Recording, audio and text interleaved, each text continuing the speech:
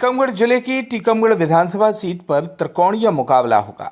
बागी निर्दलीय प्रत्याशी के श्रीवास्तव कांग्रेस और बीजेपी पर भारी पड़ते दिख रहे हैं। टीकमगढ़ विधानसभा से बागी प्रत्याशी के श्रीवास्तव का जनसंपर्क अभियान जारी है। जनता के बीच जाकर वह अपने पूर्व कार्यकाल की उपलब्धियां गिनाते देखे जा रहे हैं और बता रहे हैं कि सर्वे में उनका नाम था लेकिन टिकट बेचा। के श्रीवास्तव के मैदान में कूदने पर कांग्रेस और बीजेपी पसीने छोड़ रहे हैं। हालात कुछ अलग तरह के हैं दोनों पार्टियों के, क्योंकि के श्रीवास्तव को पानीदार भी कहा जाता है। 2003 में जब जिले में सूखा पड़ा था तब यह नगर पालिका चेयरमैन थे और उस समय उन्होंने लोगों की प्यास बुझाने घर घर पानी की व्यवस्था कराई थी। तभी से इनको पानीदार नेता कहा जाता था। टीकमगढ़ विधानसभा में हमेशा से कांग्रेस और बीजेपी में मुकाबला रहा, मगर इस बार भारतीय जनता पार्टी के पूर्व विधायक और बागी निर्दलीय प्रत्याशी ने समीकरण ही बदल दिए, इससे दोनों पार्टियों की हालत खराब बनी हुई है। निर्दलीय प्रत्याशी श्रीवास्तव का जनसंपर्क अभियान जारी है और वह गांव-गांव जाकर टिकट कटने की कहानी जनता को बयां कर रहे हैं। इस बार टीकमगढ़ सीट का चुनाव काफी रोचक होगा, क्योंकि कांग्रेस से पूर्व मंत्री यादवेंद्र सिंह बुंदेला और भारतीय जनता पार्टी से सिटिंग विधायक राकेश गिरी मैदान में है। अब यह नहीं कहा जा सकता कि कौन जीतेगा, बीजेपी या कांग्रेस या फिर बागी निर्दलीय प्रत्याशी,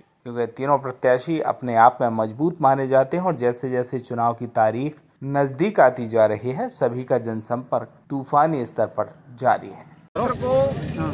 चोर, बेईमानी, भ्रष्टाचार, रिश्वतखोरी, जो थाने चौकी नीलाम हो गए थे, इन सब से बचाना है।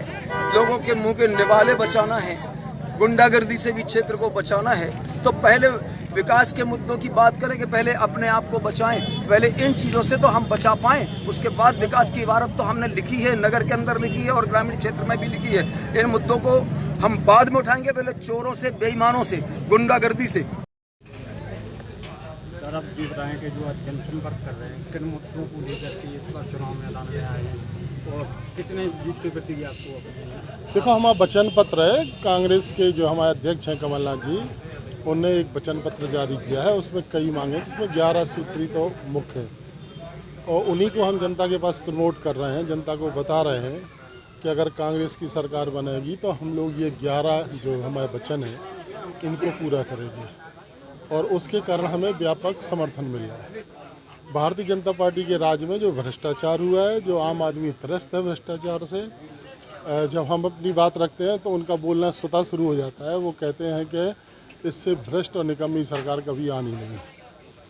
और जो योजनाएं इनकी हैं, चाहे लाडली बहना हो, चाहे जो भी योजना हो, लाडली बहना में 1-1 हज़ार रुपये उनके खाते में डाले और सिलेंडर में कोई कमी नहीं हुई, वो 1250 का ही मिल रहा है।